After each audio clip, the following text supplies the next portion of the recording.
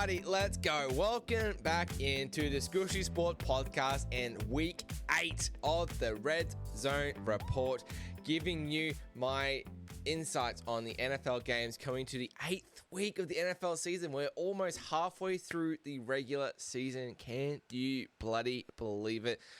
It just goes so bloody fast. I cannot believe it. But you'll see, we are back in action. Got the setup back from Bali. Maybe I should actually go back to Bali more often because we're coming off our best week so far of the year.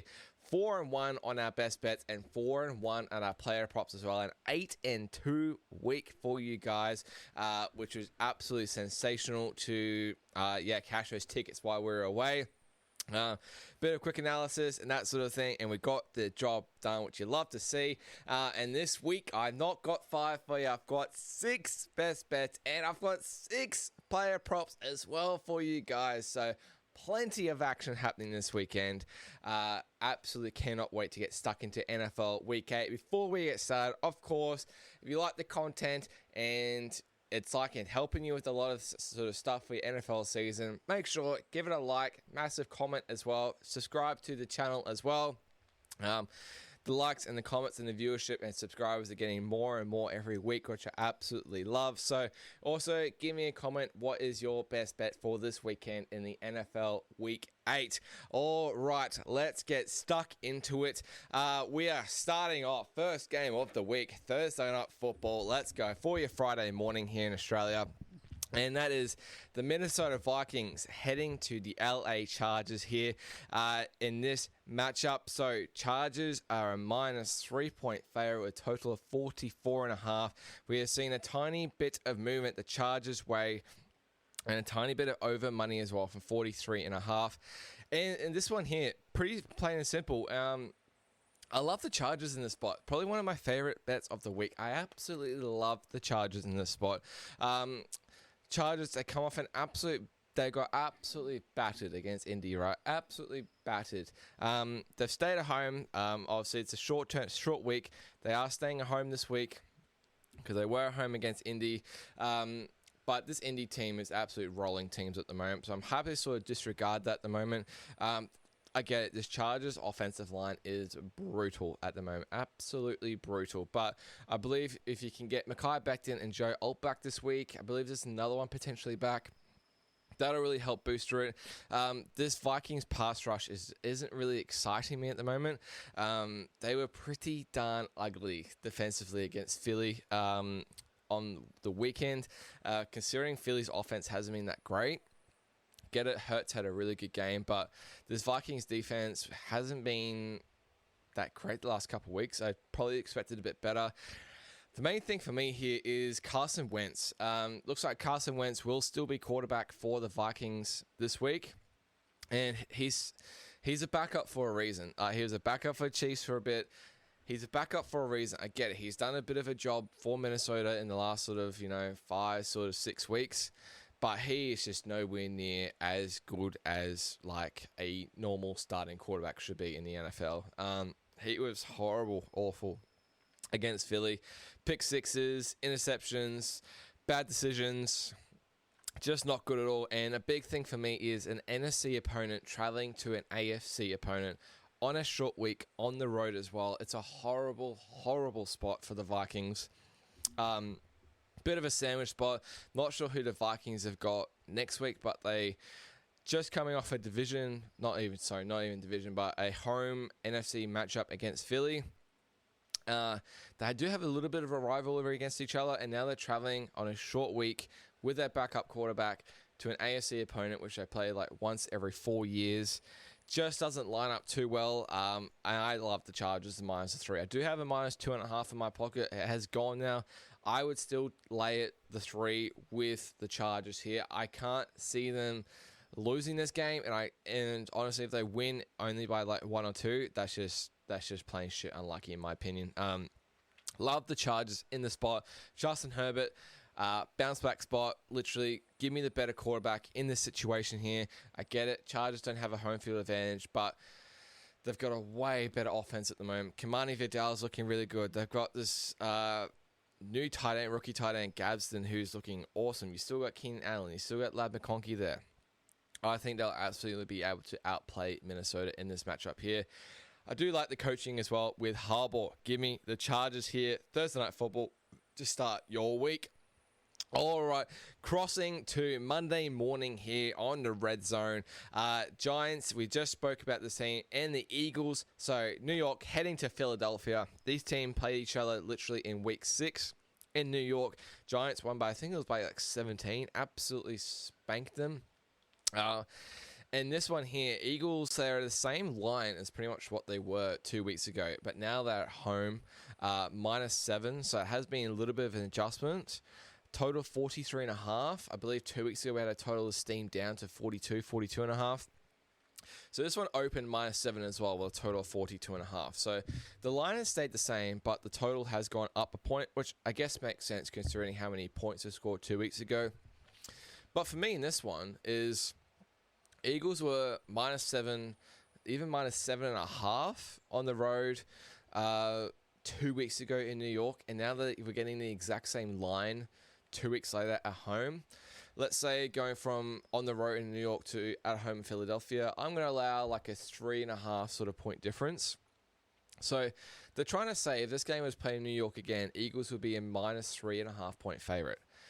3.5 points in 2 weeks is a huge, huge move in the NFL world, considering Philly bounced back last week against Minnesota, and Giants, they had a brutal, brutal loss against Denver last week. On the road, absolute killer loss. I would not love the Eagles as much as I did this week if the Giants did win that game, but that seems like a massive kick in the teeth to their season, the Giants. Still remaining at 2-5. If they were 3-4, the perspective on the season changes a whole lot more, especially with Jackson Dart. But I love the Phillies and Philly Eagles in this spot. Absolute smash spot.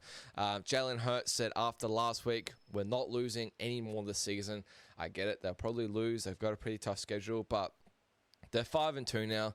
I believe they have definitely turned the corner with their offense. Looks like they've probably sorted out their issues. Saquon Barkley has been very, very quiet this season. Has not had a game over 100 scrimmage yards this season. Considering he had 2,000 rush yards last season, he has not gone over 100 scrimmage yards this season.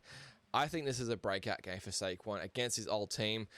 We were starting to sort of see it in the first half 2 weeks ago, but then the game matchup just didn't really quite happen for Saquon to start running the ball a bit more. I think we'll definitely see it in this one here. Giants are awful at stopping the run. And that performance by Hurts last week, I think, has such a positive impact on this Philly offense as well. Brandon Graham, coming out of retirement, one of the absolute legends of Philly Eagles on the defensive line. I think it's 16th season for him. He was a captain when they won the Super Bowls, that sort of thing. I think not just as like he's going to like massively impact this defense. I just think culturally and just like a spiritual level, Brandon Graham will be able to bring such a high level and more motivation, I guess, in a way to this Philly defense and also this Philly team. He's such a legend in Philadelphia, won Super Bowls with them before, and now he's coming out of retirement to really boost up this Philly defense and this Philly team. I think Philly could win this easily by double digits. I like alts in this game. I like -13.5. I like -16.5. They could absolutely tear up the Giants in this one. It's same season revenge, and it's only 2 weeks ago. Can the Giants replicate that performance from 2 weeks ago? Oh, God, I really don't think so whatsoever. It's going to take a monumental effort, and Philly will be absolutely seething from that performance. You saw what the performance they got last week after that Thursday night performance 2 weeks ago, and now they're seeing the same opponent 2 weeks later when they just got absolutely battered, and this is still the Super Bowl champions, guys. This is still the team that smashed Patrick Mahomes and the Chiefs in the Super Bowl last year. I think they've definitely turned the corner. I'd love Philly laying the points at home. Massive overreaction to this line. We're getting the same line as what we did in New York, and now it's at the home. I don't get it. Philly to win easily by 2 touchdowns in this one here. All right, crossing to our third bet of the Red Zone Report in this one. Third best bet, and I mean, this is probably one of the square bets of the week, but I don't care. I just realized I'm laying quite a lot of points this week. It's generally not my sort of thing. But I mean, this one here is just, you'll see why it makes sense. Miami heading to Atlanta in this one here. 3 a.m. slot as well in the morning. Falcons are minus 7-point favorite in this one with a total of 44.5. This opened around the sort of similar line, around 7.5 for Atlanta. Total of 45.5, so a tiny bit of under money. I would say this under money is coming from the fact that Miami probably won't be able to score too much in this game here. If Atlanta play their normal game, like what they did against like Buffalo 2 weeks ago, Atlanta will win this one by at least 2 touchdowns, if not 20. This Miami team is just like, how can you play Miami plus the points with confidence in this matchup here? If you're getting Miami plus 7, you're literally relying on them to either try and win the game or keep it within 6 points to try and win your bet. How can you look at this Miami team right now and think that they can potentially do that? Absolutely no hope in the world. They are a disaster all round. Tua he is just like seeing ghosts. I think he threw 4 picks against Cleveland. Fumbles. Mike McDaniel, I think he's an awful coach and he's going to get sacked any minute. I think this is going to be McDaniel's last game coaching for Miami. I'm surprised he didn't get sacked on Monday. After losing by 25 to Cleveland? They lost by 25 to Cleveland and a rookie quarterback. Couldn't score a touchdown. And for me, I don't think Tua's going to finish this game. And not because he's going to get injured or concussed or anything. I just think they're going to be down by over 2 touchdowns at halftime. They're going to have maybe a field goal, scoring-wise, and they're just going to be sick of it. And maybe they bring Quinn Ewers into the fourth quarter, like they did against Cleveland. Why would they bring Quinn Ewers in against Cleveland and then say Tua's starting as well next week with confidence? I can't see Tua finishing this game whatsoever. I think he will get benched. I think McDaniel's going to get sacked after this game. Atlanta, I wouldn't like it as much if they won against San Fran last week, but they should be focused off a loss now, back at home, get back in the winner's circle here. Love Atlanta in a smash spot here. Bijan should absolutely tear apart this rush defense. Tear it apart. We saw what Judkins did last week. Bijan, one of the best running backs in the league at the moment. Easily top 3 in my opinion. And now he's got this Miami defense who can't stop shit. I love Atlanta in the spot here. Smash spot for Atlanta as well. This Miami team is done. They may as well try and tank to try and get literally a top 3 pick, if not top 2. This team is D-O-N-E done and D-E dead. Just absolutely no hope. Love Atlanta in the spot here. Falcons win by at least 2 touchdowns as well. I will be playing alt as well in this matchup here. Crossing to the next one, we've got an NFC South matchup. In the second slate, Monday morning at 6:05. It's not my Carolina Panthers. We just spoke about the Falcons before. This one is the other 2 teams, the Bucks and the Saints. And this one here, bit of an interesting matchup for this one here, and a bit of a strange line movement as well. Bucks are only a 4-point favorite with a total of 47. I get it. There's injuries. They opened minus 6.5 with a total of 48.5. I can understand the under money with the Bucks not really having losing Evans, but the fact that they've gone from minus 6.5 to minus 4 after Evans getting injured, I don't believe there's any other injuries for the Bucks that's significant. Bucky Irving may be back for this matchup here. Ibuka, he was still active. He should still be able to play. You may have Godwin back for this matchup. We still don't know. And they're only 4 points favorite on the road. I get it. New Orleans is a tough place to try and win, but Spencer Rattler last week looked absolutely awful. Apparently even might be Desmond Ridder at quarterback this week.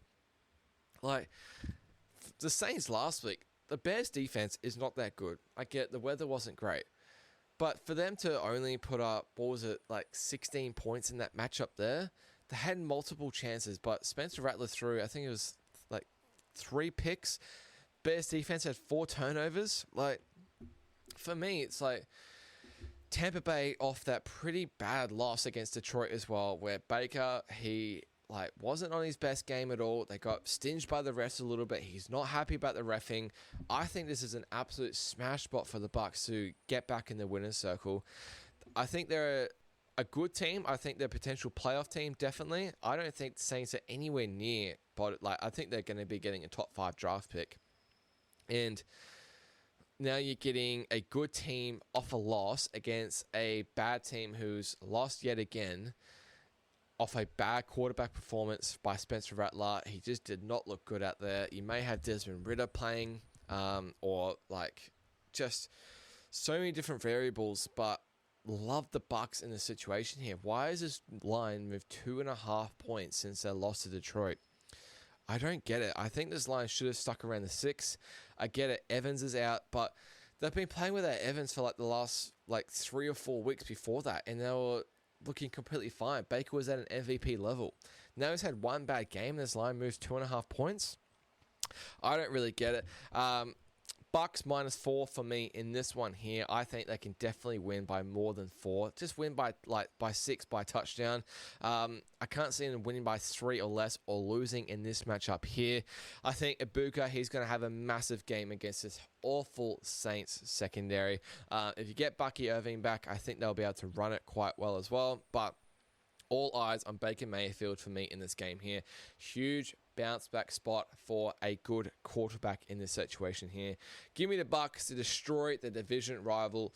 Give me the -4. If you can get -3.5, even a little bit more juice, take it. I love the Bucs this week. All right, I've given you 4 favorites to start the week so far, and I said I've got 6 instead of 5 best bets. Don't stress. The other 2 are dogs in this one here. Still in the second slate here. Crossing to our 5th bet of the week.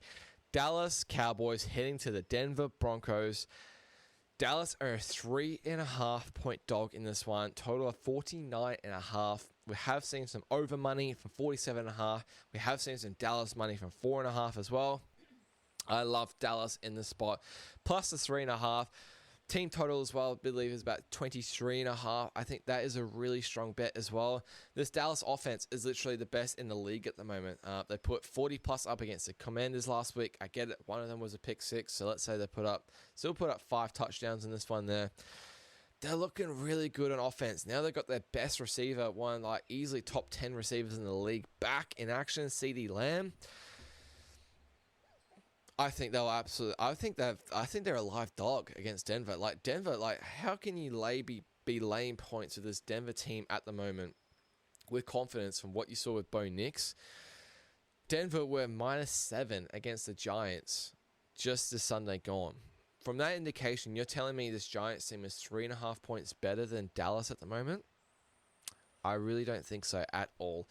Bo Nix not looking that great. I get it. Dallas defense isn't that great either, but this Dallas offense is absolute cooking at the moment. Secondary-wise, they've got Pat Surtain, but that's about all that they've got on defense, really. He's going to be marking CeeDee Lamb in this matchup. I love George Pickens in this game here. He's absolutely lighting it up for Dallas at the moment. The second wide receiver. He should have a lot of open field in this one here. Even Jake Ferguson as well. He's been getting a lot of receptions. The best corner is going to be on CD. Sure, double team him, but that's going to leave so much open space for a freak like George Pickens in this matchup here. I think Dallas will have no problem scoring points in this one here. And if you look at Denver in that first 3 quarters against the Giants, man, they did absolutely nothing. They had 0 points. They were stinking it up. And it just took a freak Bo Nix 4th quarter performance to try and win that game. Giants had 2 missed extra points as well. They completely blew it, the Giants. The reaction from Denver from that one, they literally thought they were going to lose that game. And how do you sort of come back from look at that performance and think that you can back it up for another 4 quarters? Going to have to take a big effort. I like Dallas in this matchup here. I think these 2 teams are quite even at the moment. 2 very different teams, but I think if you're to put them on the neutral, it should be about a pick 'em. Now you're in Denver, high altitude, Dak is going to be able to launch the ball far. Brandon Aubrey, 65-yard field goals incoming for sure. Give me Dallas plus the points in this one here, plus 3.5. Dallas, go to Denver and win this game. All right, that is bet number 5. Bet number 6 for the Red Zone Report. Best bet, Green Bay at the Pittsburgh Steelers in the Sunday Night Football primetime matchup. Monday morning, so 10:20 a.m. here in Australia, in Queensland here. Green Bay, it's between about a 3 and a 3.5 point favorite in this one here. It's sort of heading to 3.5, it does look like. We're sort of like -3, like $1.83 around there. So you probably can get Steelers plus 3.5 with a bit of juice. This total is at 45, and it's come from 43.5, so I've seen a bit of over money in this one, which I guess does make sense considering how sort of lackluster the Steelers' defense did look last week, and also Green Bay. I love the Steelers in this matchup, though. Get a mini buy off that loss against Cincy, so they've just lost to a division rival. Now they're getting a mini buy. I love Mike Tomlin in these spots where he's a home dog. Now you got Green Bay on the road against Arizona, which they're just not looking good at the moment, in my opinion. They're just not sort of clicking. It took a massive 4th down conversion by Matt LaFleur and Jordan Love near the end of that game to win that game. I thought they were going to lose that game. Like, Arizona were well in that game. Arizona have lost 5 tight games in a row, so they're not good at winning the close ones. I think Green Bay got away with one there. Now they're going to go on the road to a raucous environment. The main thing for me here, along with Tomlin in a home dog spot, especially in prime time, Aaron Rodgers' revenge game. This is his first time playing Green Bay, I believe, since he's left the Packers. He's been on the Jets since, but I don't believe the Jets played Green Bay while he's at the Jets. Now he's got his chance to face Green Bay, get his revenge. We saw what he did against the Jets at the start of the year. I get it, he didn't cover, but he still won in that game. I love Aaron Rodgers in a revenge spot. In the game like this, you still got one of the best passers of the football to ever see the game. And now he's got his chance in prime time, at home, as a home dog. I love it. I absolutely love the Steelers plus the points in this matchup here. Give me the Steelers plus the 3.5 in this matchup here. Sunday Night Football prime time. Steelers live dogs in this one. I think Aaron Rodgers can pull off the performance. He's playing against the guy that he sort of was with for a while and taught up for a while with Jordan Love and brought him up. Now he gets to go head-to-head with him. He'll know his weaknesses. He'll know his strengths. He can let his defense know. He'll know how to pick apart this Green Bay defense. Love the Steelers in this spot. All right, that is the 6 best bets for the Red Zone Report here. Of course, now we've got our rapid rundown where I cover the other 7 games of the week for you in this one here. There's just 13 games in this one, 6 teams on the bye this week, but rapid rundown, cover the other 7 games as quick as I can, giving you my very quick leans in this one, whether it's very close to a bet, whether I have just have zero opinion whatsoever. All right, rapid rundown. Let's go. Buffalo Bills at my Carolina Panthers. We are currently a 7.5 point dog with a total of 46. I do lean my Carolina Panthers in this spot here. The whole world, you'd think, will be on Buffalo in this matchup. Off a bye, off 2 losses in a row. Panthers defense is surprisingly looking quite good in this one here. And we're running the ball very, very good at the moment as well with Rico Dowdle and Chuba Hubbard. This Bills rush defense is looking abysmal at the moment. I like the Panthers to keep this close in this one. I don't think they're alive, but I do like them to keep it close. Bears at the Ravens. Ravens 6.5 point favorite, total of 50. I lean the over in this one here. I lean the over if Lamar is playing at quarterback in this one. You'll have to check the injury report. I'm not sure if he practiced today, but if he plays, I love the over in this matchup here. It does seem like a smash spot for the Ravens as well, but this Ravens defense is abysmal as well. Conceding what they conceded 40 to the Texans is just looking shocking. I get they had a better effort against the Rams like a couple weeks ago. You got to expect a better effort from the Ravens off a bye, but Lamar still banged up in this matchup here. If they get some troops back, I do like the over still if Lamar is quarterback here. Next one here, Browns at the Patriots. Patriots 7-point favorite, total of 40.5. And hold your nose, but I think the Brownies are live dogs potentially in this one here. Reason why, I get it, Drake May's been killing it. Pats 5-2 at the moment. They're looking good. What was it, 4 wins in a row? They're looking unreal. This is by far the best defense that Drake May and the Patriots offense has faced all season by a country mile. I think the next best defense that they've played is maybe the Steelers, and even they haven't looked that great. Like, they've played the Raiders, the Steelers, Dolphins, Saints, Panthers. The Bills defense isn't that good. They played the Titans as well. They've played cakewalk defenses, in my opinion. Now, there's a massive step up in this Browns defense. Top 5 in the league, in my opinion. The only thing is Dylan Gabriel back on the road. Can he cover this for you? I'm not sure. I sort of lean Pat's team total under in this matchup here, or just full game under. I think Drake may be struggling a little bit in this game here, but not quite there with that one there. I may be there later in the week. Check my action network at Scooshy Sports, though, for my bets, of course, if I do get there. All right, 4 more to go. San Fran heading to Houston in this one here. Texans -1 point favorite, total of 41.5. I really like Houston in this matchup here as a lean here. It's just Texans are kind of a bit ugly at the moment. This O-line isn't that great. Mac Jones still going to be quarterback in this one. Brock Purdy's still out, and now you've got off that primetime win, and now you've got to go on the road against the Texans. I believe it's in the early slot as well. Heading east against an AFC opponent. It looks like a Texans spot. I get it. Texans, short week, just played Seattle, so now I've got to go travel all the way back east. But this San Fran pass rush compared to Seattle is a lot different. And San Fran missing Nick Bosa and Fred Warner. I believe someone else did get injured as well in the defense. Huge difference. I think CJ may actually have some time to throw the ball in this one. Nico Collins, if he's playing, I believe he got concussed. He should be able to get open quite a bit in this one here. And this Texans defense is looking really good. It's the best defense Mac Jones will sort of have faced in, I believe, since he's been starting. In my opinion, I do lean the Texans on the money line in this one here. Next one, I have zero opinion on this game. I just can't get there with these two teams. Jets at the Bengals. They're a 6.5 point favorite. The Bengals, total of 44.5. I have zero confidence in playing either side or the total in this one. It could be absolutely anything. Looks like probably Tyrod Taylor will start for the Jets in this one. That kind of opens up the pass game, I think, a bit more for the Jets. But, like, laying 6.5 of Joe Flacco in his third game off a sort of big win against the Steelers in primetime could be a bit fat and sassy. Jets 0-7. I just don't want any part of this game here. Like, honestly, I would not be surprised if the Jets win. I would not be surprised if the Bengals won by 20. Would not be surprised if this was finished 20-10. Would not be surprised if this finished 34-31. Just going to be that type of game, in my opinion, where I'm happy to literally stay way away from it. Way better games on the board in this one here.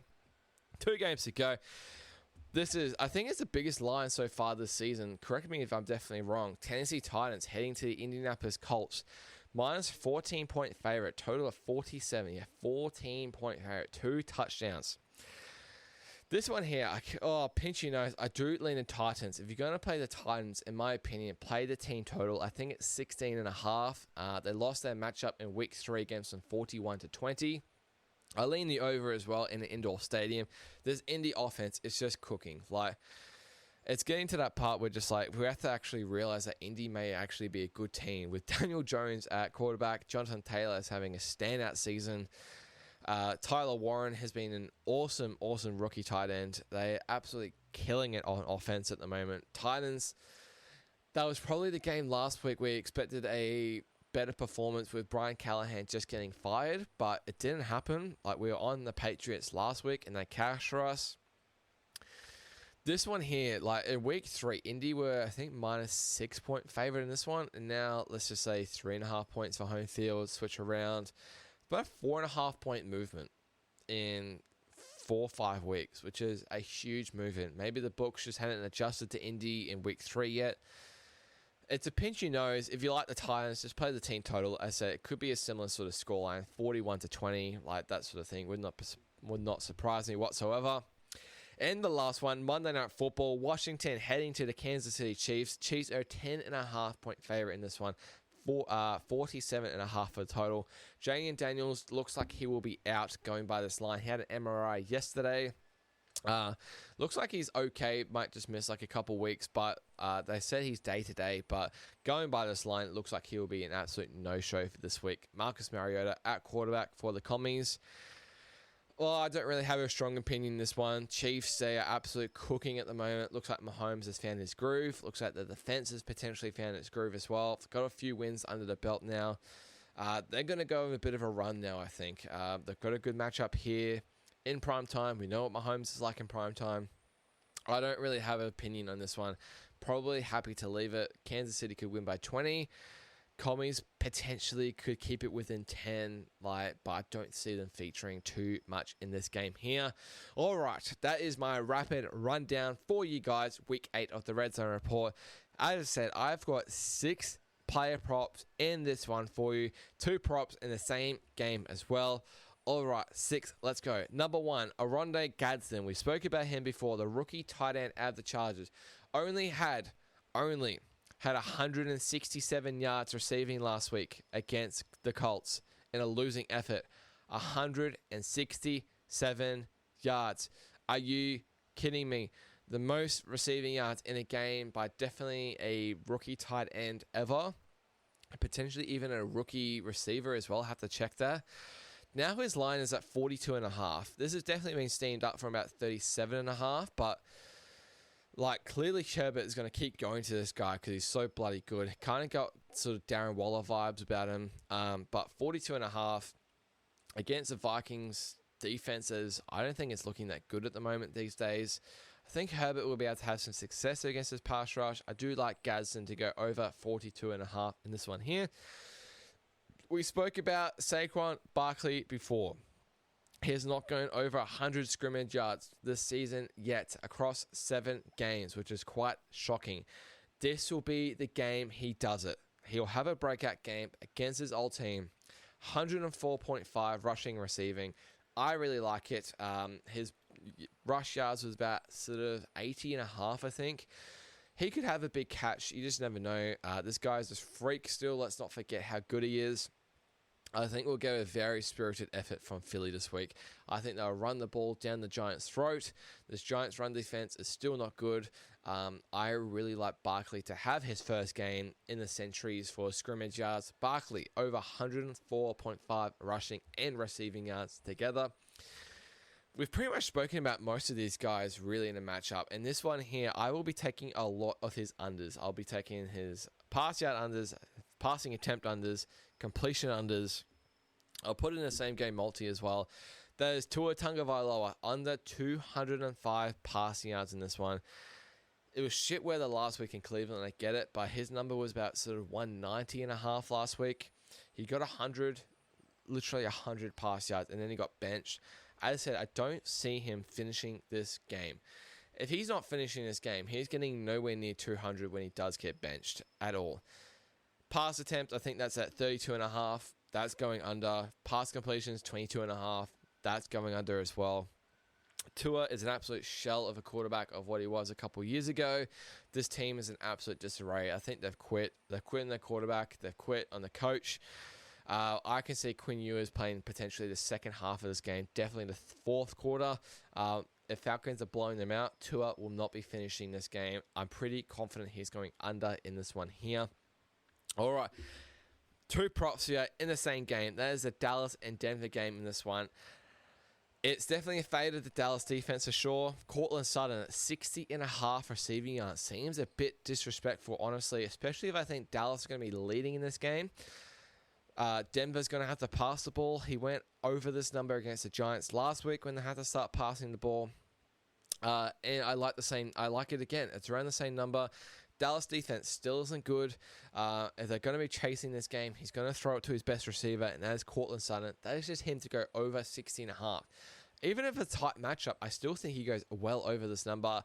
And then the second one is George Pickens over 56.5 receiving yards. Just seems way too bloody low. He's going to be so open all day. So open. Pat Surtain, the best corner, is going to be marking CD. That is going to leave Pickens with so much room, so many one-on-ones, and this guy is a freak. He is absolutely cooking with gas at the moment. I like George Pickens to go over 56.5 receiving yards in this one here. And then the last one, I love this one too. Aaron Rodgers, over 1.5 passing touchdowns. I believe he had 4 passing touchdowns, maybe even 5 when he beat the Jets in week 1. He's coming off 4 against the Bengals last week. And I think he will make this game a lot about him. I can't see him sort of giving or wanting to give the ball off to like Jalen Warren near the goal line if they're pretty close. I think he'll want to pass the ball for a couple touchdowns, be a standout performance in this one here. It's a tiny bit of juice, but I'm happy to play it. Rodgers over 1.5 passing touchdowns in this one here.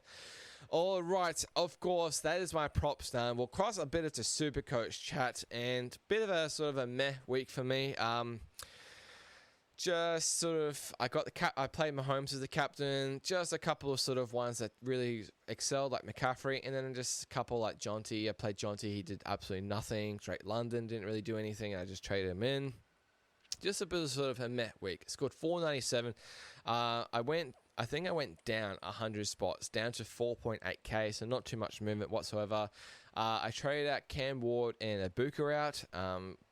Looking at that now, I wish I kind of kept Ibuka. And I got London and I got Jackson Dart in. Jackson Dart still scored amazingly. I had to play him with Josh Allen on the bye.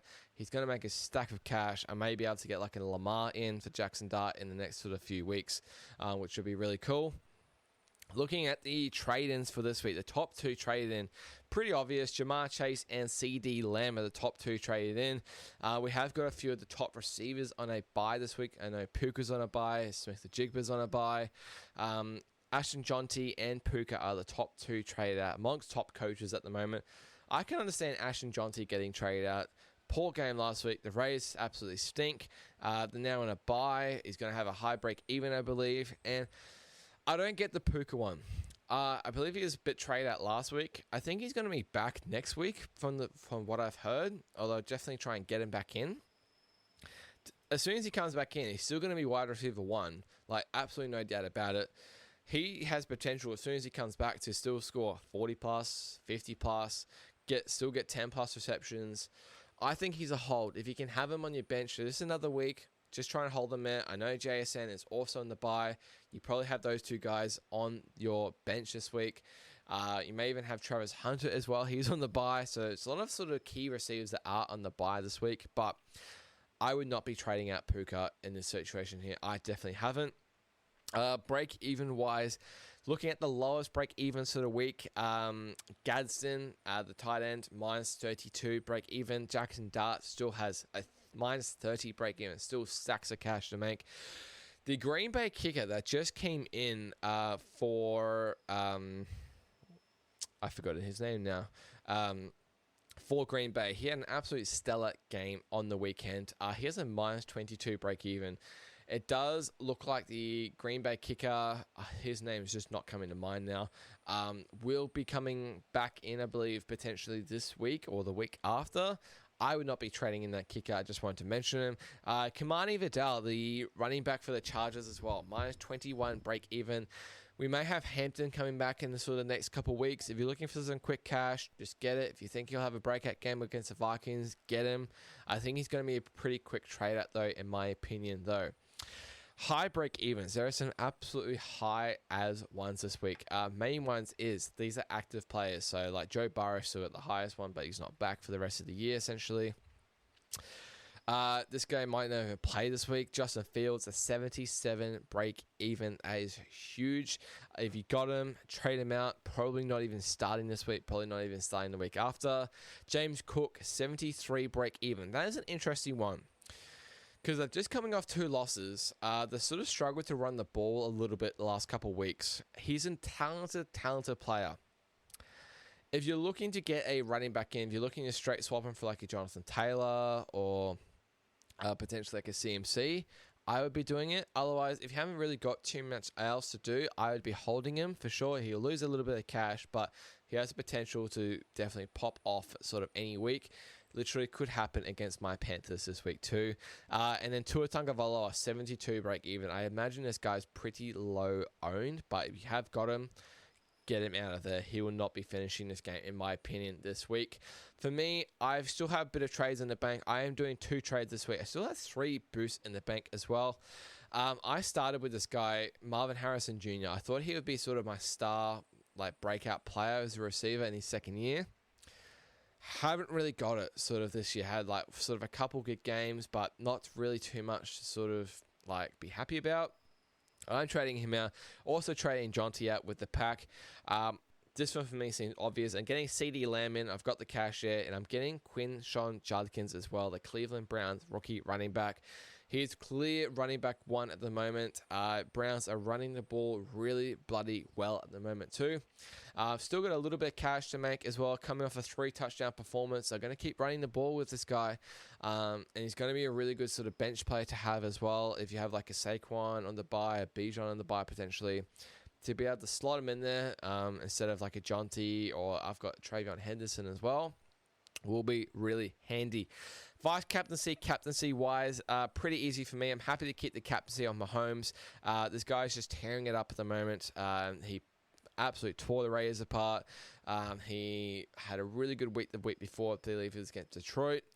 He just seems like an easy captaincy at the moment. He's the leading point scorer in NFL SuperCoach at the moment. I'm going to VC Bijan Robinson. If the game's going to go how I think it'll go, this Bijan Robinson will absolutely tear apart this Miami defense.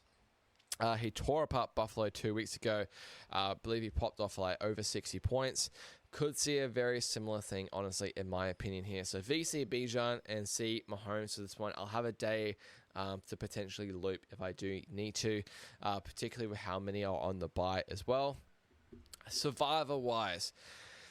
Oh, Survivor. I do miss it. I did get knocked out a few weeks ago with Buffalo against New England. I said Seattle or the Patriots last week. They both won. You both would be through.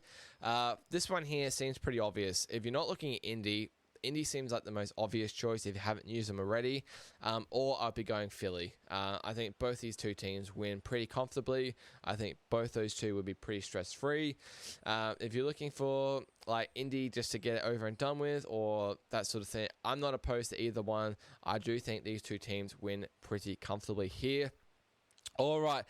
And, of course, we'll finish off with a couple multis for the week. We got pretty close in the multi last week, just, I believe, a couple legs short, just a few yards here and there. 5 legs, of course, for you, paying a pretty decent amount. We have hit 1 this year, which covers us for the rest of the season and next season as well. Starting off, we've got Gadsden, 50-plus receiving yards on the alt line in this one. Atlanta Falcons, minus 9.5. Eagles, minus 9.5 as well. Tampa Bay, minus 3.5 or minus 4, very similar. And Rodgers, who go over 1.5 passing touchdowns. Pays about $40 for this one, $10 in this one. Return $400, which would be mint. And to finish off the episode, my Hail Mary, we got 1 leg last week, and we had St. Brown did score 1. McConkey didn't really do much for us. We're going to go with 2 running backs and a receiver. 3 legs, Hail Mary. We've got Judkins from the Browns. We've got Saquon Barkley. And we've got DK Metcalf to finish it off on Sunday Night Football. I believe these together pays about 400 to 1. $10 returns about $4,000. Give it to me, baby. If this happens, we're going straight back to Bali, which we just love to see. Love another massage. Would be awesome. To recap the Redzone Report for Week 8, 6 best bets for you. We've got the Chargers, minus the 3. Eagles, minus the 7 points. Atlanta Falcons, minus the 7. Tampa Bay Buccaneers, minus the 4.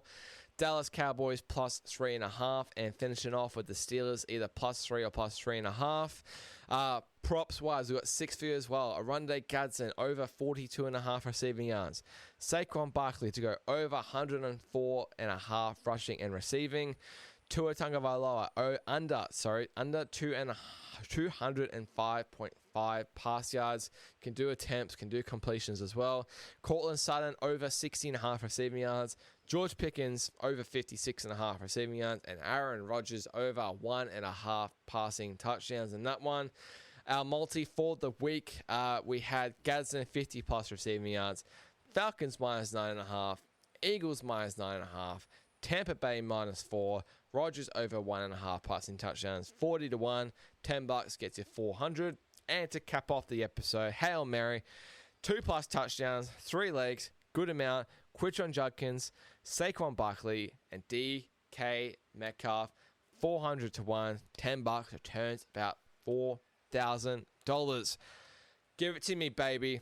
That'll do it for the Red Zone Report. In week 8, 6 best bets coming up for you. 6 player props as well. Coming off a 4-1 week in best bets and 4-1 in player props as well.